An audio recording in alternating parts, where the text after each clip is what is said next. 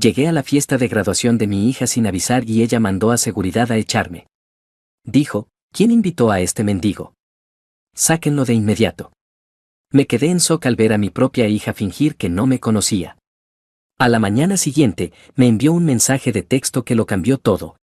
La gente siempre asume que el amor será suficiente. Que si das todo, si te mantienes firme y te sacrificas sin quejarte, las personas por las que lo haces verán tu corazón y lo honrarán. Esa es la mentira más grande que me tragué en mi vida. Mi nombre es Raymond Cole y he trabajado en Grayson Metal Works durante 27 años. Supervisor del turno nocturno, línea de corte de acero. No es glamuroso, pero mantenía la comida en la mesa, la calefacción en invierno y a mi hija Lie vestida y alimentada cuando su madre falleció. La crié solo desde los 10 años. Sin niñeras, sin abuelos que vinieran al rescate. Solo yo y esa pequeña en una casita de 2 habitaciones en la calle ELM. Cada rodilla raspada, cada corazón roto, cada reunión escolar, yo estaba ahí. Todavía recuerdo el olor de sus sándwiches de mantequilla de maní, el sonido de sus risitas cuando intentaba hacerle una trenza francesa y terminaba arruinándolo. Pensé que teníamos algo irrompible, pero estaba equivocado. Y no sabía cuán equivocado hasta que aparecí en su fiesta de graduación. Ni siquiera se suponía que fuera un gran evento. Me enteré por Marche, mi vecina, cuya sobrina va a la misma universidad que Lie.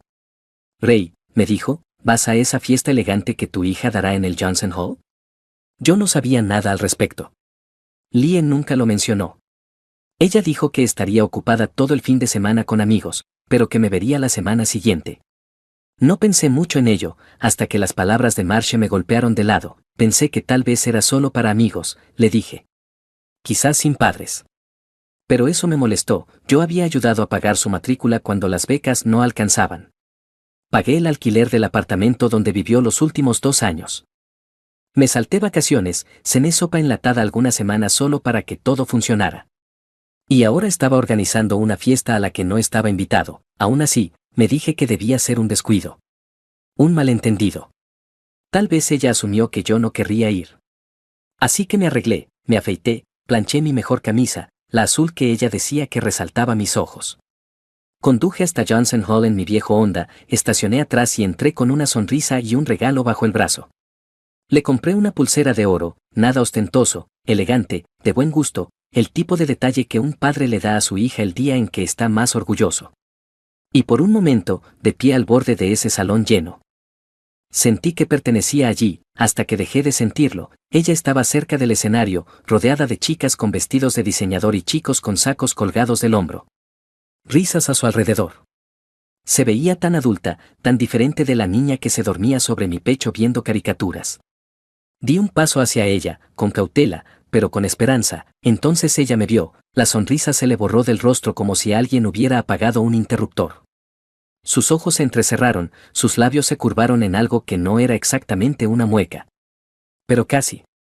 Y entonces lo dijo, lo suficientemente alto para que todos escucharan. ¿Quién invitó a este mendigo? Sáquenlo de inmediato. Juro que mi corazón se detuvo un segundo. Se detuvo, al principio pensé que había escuchado mal. Tal vez era una broma. Tal vez hablaba de otra persona. Pero luego señaló directamente hacia mí. Un guardia de seguridad con un polo negro se giró hacia mí, con las cejas levantadas. Señor, se supone que usted debe estar aquí, soy su padre, dije en voz baja. No quería hacer un escándalo, pero ella se rió. Esa risa falsa, horrible, diseñada para humillar. No sé quién es ese hombre, dijo. Que llamen al encargado. Este es un evento privado, me congelé. No pude moverme. El guardia puso una mano en mi brazo, suave pero firme. Vamos afuera, ¿sí? Dijo. Y obedecí. ¿Qué más podía hacer? No peleé. No grité. Simplemente caminé hacia afuera, al aire nocturno, sintiendo que la tierra se abría bajo mis pies. Me quedé junto a mi coche, la pulsera todavía en mi mano, ni siquiera envuelta. La etiqueta aún puesta. La miré como si pudiera darme una respuesta, pero no lo hizo. Nada lo hizo, no sé cuánto tiempo estuve ahí. Minutos, 1 hora. En algún momento subí al coche y me senté al volante. No encendí el motor. Solo me quedé sentado. Fue entonces cuando llamé a Arek, mi abogado. Él llevaba el contrato de arrendamiento del lugar donde vivía Lie, desde que lo compré a mi nombre hace 5 años. No quería que ella se preocupara por el alquiler. Le dije simplemente, adelante. Vende la casa esta noche. Hizo una pausa. ¿Está seguro? Totalmente, eso fue todo. Colgué antes de que pudiera llorar. No se trataba de venganza. Era claridad, de pie afuera de esa fiesta, rechazado y no reconocido por la única persona por la que di mi vida, lo vi todo con nitidez. Ella estaba avergonzada de mí. No indiferente, avergonzada. Las mismas manos que le prepararon almuerzos y arreglaron su casita de muñecas ahora eran demasiado indignas para que ella las reconociera. Yo no era suficiente. Y nunca lo sería. Esa noche llegué a casa y me serví un trago. No lo hacía desde hacía tiempo. Me senté en la oscuridad e intenté recordar la primera vez que ella me hizo sentir orgulloso. Tal vez cuando leyó su primer libro en voz alta o cuando llegó su carta de aceptación a la universidad. Pero todos esos recuerdos ahora parecían pertenecerle a otro hombre. A un padre que ella había borrado.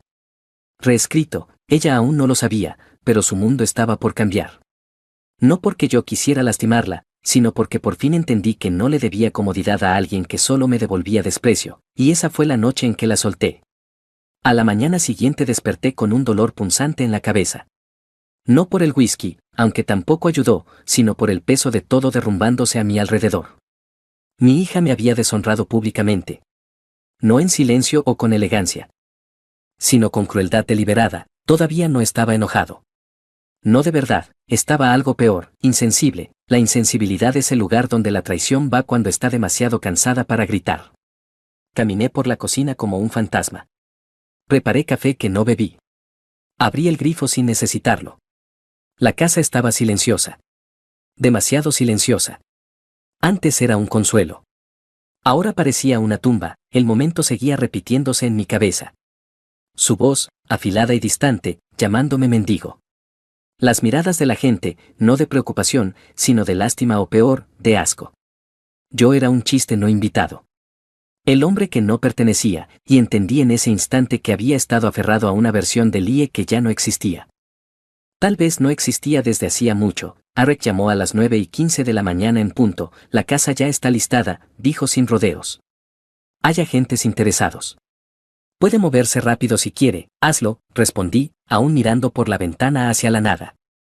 Ella se va a enterar pronto. Estoy contando con eso, no estaba siendo vengativo. Quiero ser claro con eso.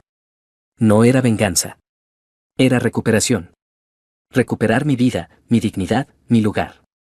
Había pasado casi 2 décadas moldeando mi existencia alrededor de una muchacha que ya no quería tener nada que ver conmigo, a menos que yo encajara en la versión de la historia que ella le vendía a los demás.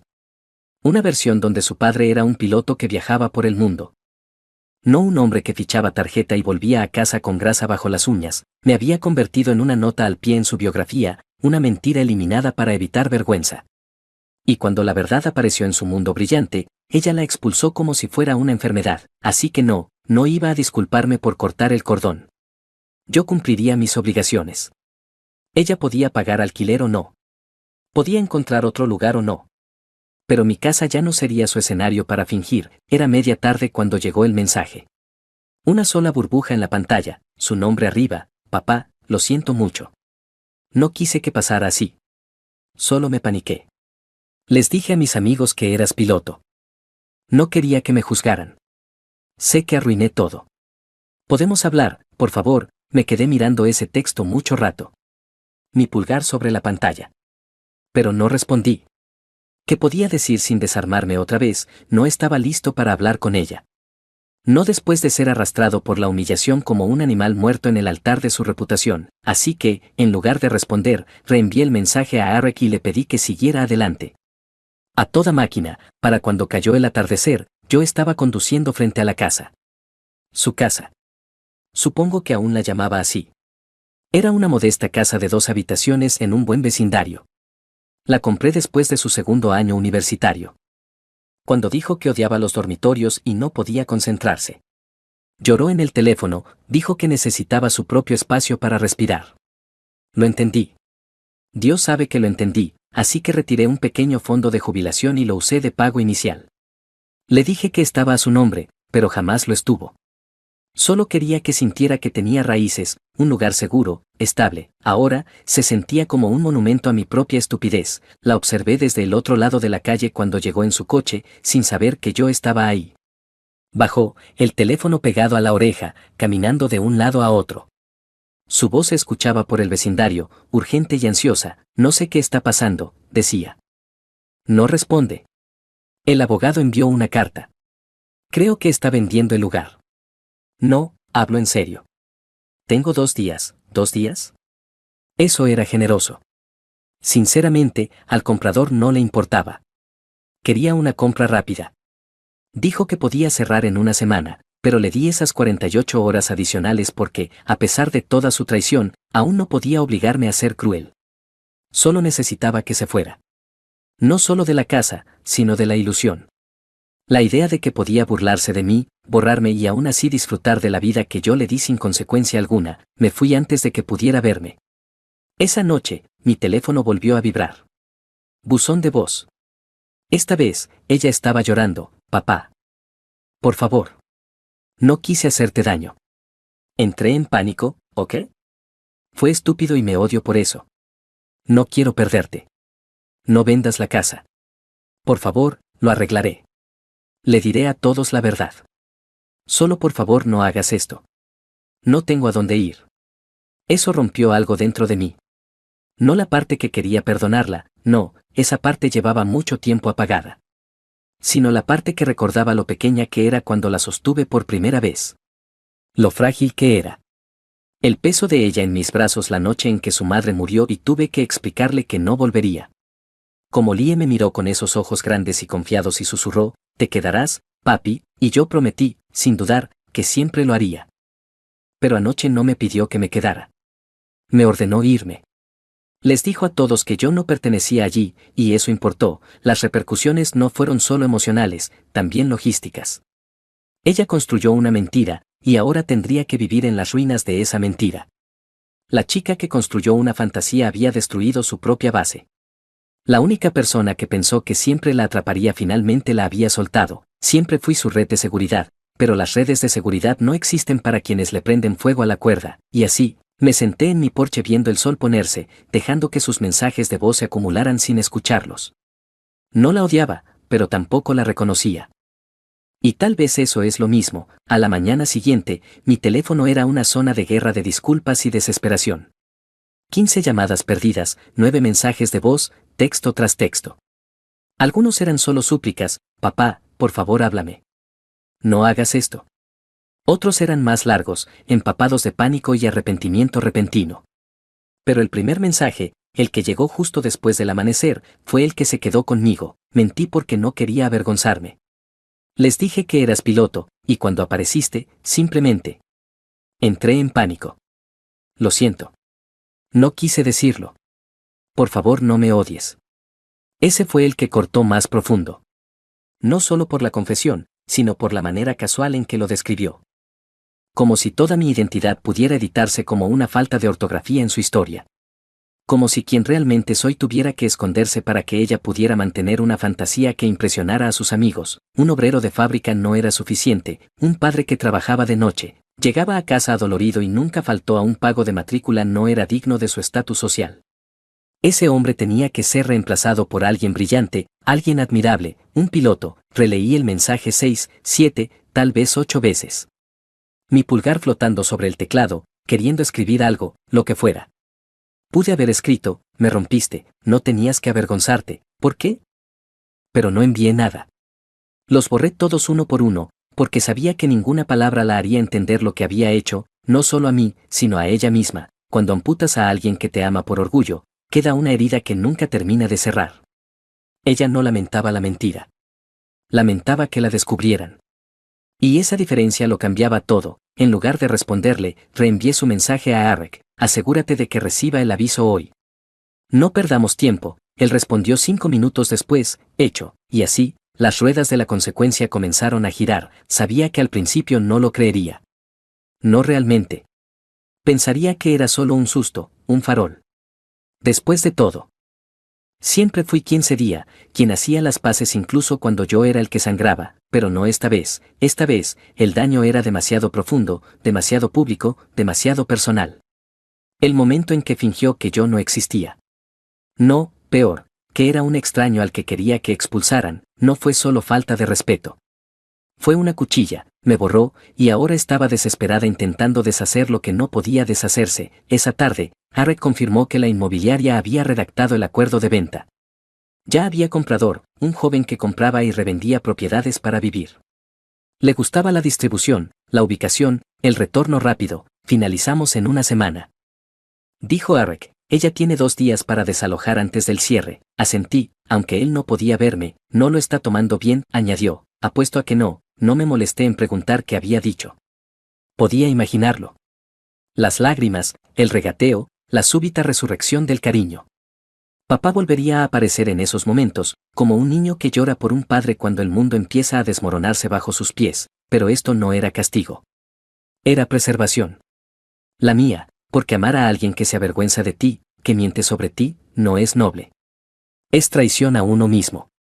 Y yo ya había hecho suficiente de eso en mi vida, aún así, mentiría si dijera que no dolía. Cuando crías a alguien con tus propias manos, cada traición te retumba en los huesos.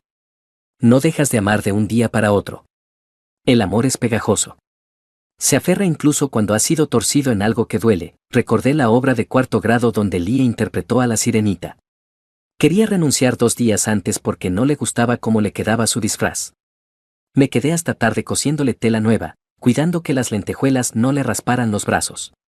Después de la función, corrió hacia mí, radiante, me salvaste, papi, esas palabras me perseguían ahora. La había salvado entonces, y pensé que siempre podría hacerlo. Pero ahora, ni siquiera era bienvenido en su cuento de hadas. Esa noche, ordené mi garaje. No tenía nada que ver con ella, pero el silencio dentro de la casa era demasiado fuerte.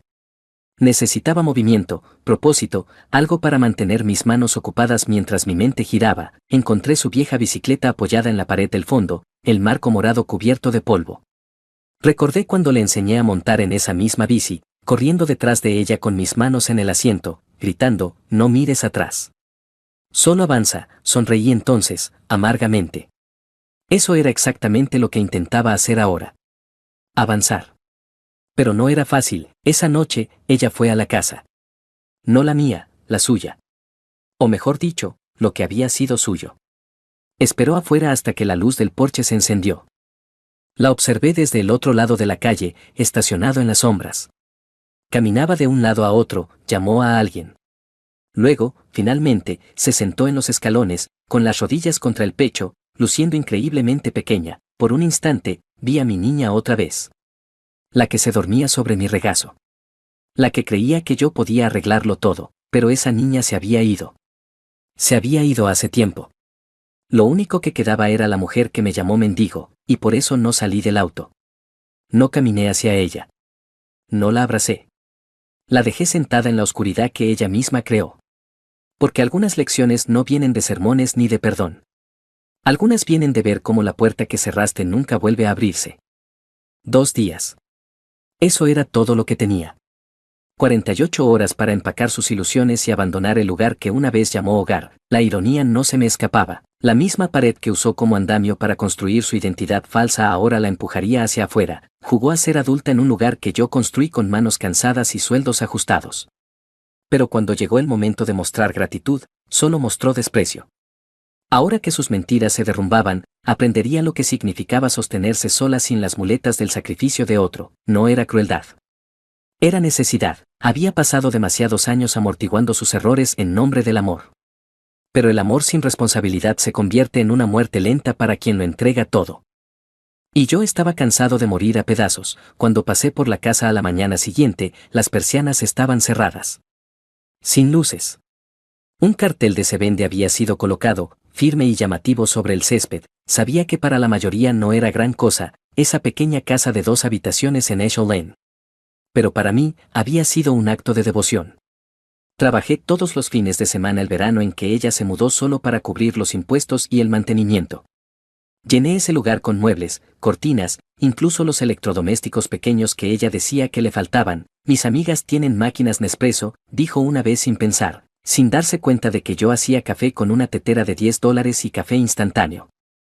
Aún así, fui y compré una porque era mi hija y porque parte de mí creía que si le daba todo, nunca sentiría el vacío que dejó la muerte de su madre, pero el duelo no funciona así.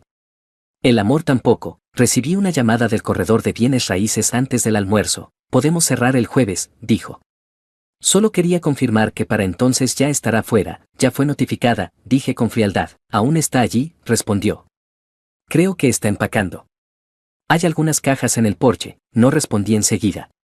El estómago se me hizo un nudo, no por arrepentimiento, sino por el viejo dolor reconocido de ver a alguien que amaba sufrir por las decisiones que tomó. Y aún así, no extendí la mano. Dejé que el silencio se alargara. Necesitaba que lo sintiera. Lo que era existir sin la red que siempre asumió que la atraparía, más tarde esa tarde, apareció en mi casa. No irrumpió como cuando era más joven, no gritó ni exigió respuestas. Solo se quedó al pie de los escalones del porche, apretando su teléfono como si pudiera protegerla de lo que venía. Sus ojos estaban rojos, las mejillas hinchadas. Papá, dijo suavemente. Podemos hablar, no la invité a subir. No me moví, se parecía tanto a su madre en ese instante. La misma forma de levantar el mentón, la misma línea terca en la boca cuando intentaba no llorar, arruiné todo. Continuó. Lo sé, pero por favor no me eches así. No tengo a dónde ir, tenías un hogar, dije, con voz baja. Y te aseguraste de que yo no fuera bienvenido en él. Las lágrimas volvieron a llenar sus ojos. Fue un error. Fui estúpida. Entré en pánico. No, dije. Tomaste una decisión. Ella miró hacia sus pies, incapaz de sostener mi mirada, solo quería encajar. ¿A costa de la dignidad de tu padre? Sus hombros temblaron. No pensé, no. La interrumpí, mi voz elevándose antes de que la controlara de nuevo. No pensaste en lo que se sentiría que me tiraran como basura. No pensaste en cómo me quedé afuera de esa fiesta escuchando a mi propia hija negar que me conocía. No pensaste en los años que trabajé para darte esa casa. Las noches sin dormir, los festivos que pasé solo porque estabas demasiado ocupada para visitar. No pensaste en nada de eso. Ella sollozó entonces, en silencio. No fue teatral. Fue el llanto de alguien que por fin comprende el peso de lo que ha hecho. Pero yo no podía regresar. Hay líneas que, una vez cruzadas, no pueden deshacerse. Podría perdonarla algún día, tal vez, pero perdonar no significaba devolverle la vida que ella misma destrozó. Lo siento, susurró. Lo sé, respondí. Pero esta vez no puedo ayudarte, no discutió. Simplemente se quedó ahí un momento más, luego asintió lentamente y se marchó. La siguiente vez que vi la casa, estaba vacía. El porche desnudo. Las persianas levantadas. La puerta entreabierta mientras los mudanceros cargaban la última caja en un camión de alquiler. No la volví a ver ese día, pero supe que se había ido. Fuera de la casa. Fuera de la fantasía. Y tal vez, de algún modo, fuera de la versión de sí misma que creía que podía vivir sin la verdad, conduje de regreso a casa en silencio. Sin música, sin noticias, solo el murmullo de la carretera y el latido de mi propio corazón, firme pero hueco. El sol se estaba poniendo detrás de mí, proyectando sombras largas sobre el asfalto. Y por primera vez en años, no sentí que estuviera corriendo para mantenerme al día. Me había desacelerado. Había dejado de dar hasta quedarme vacío. Esa noche, me senté en mi porche con un vaso de agua y vi salir las estrellas. Pensé en todas las veces que la rescaté. Todas las veces que dije que sí cuando debería haber dicho que no. Había confundido permitir con amar. Pero amar no es proteger a alguien del mundo. Es prepararlo para enfrentarlo. Y a veces lo más amoroso que puedes hacer es dejar que alguien caiga para que aprenda a levantarse por sí mismo. Tuvo 2 días, y luego se fue. El día en que la casa cambió de dueño oficialmente fue más frío de lo que debería haber sido en primavera. Había un filo en el aire que hacía que todo se sintiera un poco más agudo. Un poco más definitivo. Pasé una vez en coche, no porque lo necesitara, sino porque quería verlo con mis propios ojos. Ver el final de algo que silenciosamente había definido casi una década de mi vida, no era solo una casa. Era un símbolo de hasta dónde había llegado para mantener a mi hija cómoda, para hacerla sentir segura en un mundo que le había arrebatado a su madre demasiado pronto. Cada centímetro de ese lugar había sido elegido pensando en ella. Las paredes azul pálido de la sala porque era su color favorito. Las ventanas de doble panel que instalé yo mismo para que no pasara frío en invierno. Incluso el pequeño gnomo de jardín absurdo del que se burlaba pero que en secreto le gustaba. Lo dejé allí a propósito. Que se lo explique al nuevo dueño, la casa se veía más pequeña de lo que recordaba. Quizá porque ya no la veía con esperanza. O quizá porque el momento en que le dijo a un grupo de desconocidos que yo era un mendigo encogió algo dentro de mí que antes estaba lleno de orgullo. Observé desde mi coche al otro lado de la calle mientras cargaban las últimas cajas en una furgoneta de alquiler. Lie no estaba allí. Al menos no a la vista. Tal vez ya se había marchado. O tal vez estaba dentro esperando a que todos se fueran antes de salir y enfrentar la verdad, que ese capítulo estaba cerrándose y que no habría secuela escrita para ella bajo mi techo. Me quedé en el coche más tiempo del necesario. No sabía qué esperaba.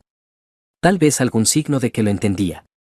Alguna realización de último minuto en el umbral, pero lo único que vi fue al agente inmobiliario cerrando la puerta principal y colocando las llaves en una bolsa de plástico para el comprador. Y así, simplemente, todo terminó, mi nombre aún estaba en los papeles hasta que el cheque final se procesara.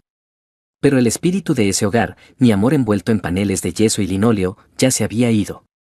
Ella lo vació con su orgullo, alejarme en el coche fue más fácil de lo que imaginé. Sin lágrimas, sin dudas, solo el acto simple de seguir adelante. Y aún así.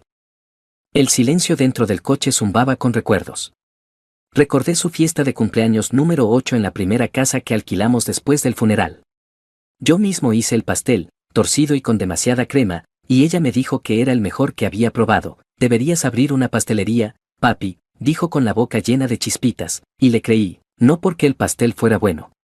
No lo era, pero porque cuando me miraba entonces, veía a alguien digno de admiración. En algún punto del camino, esa mirada cambió.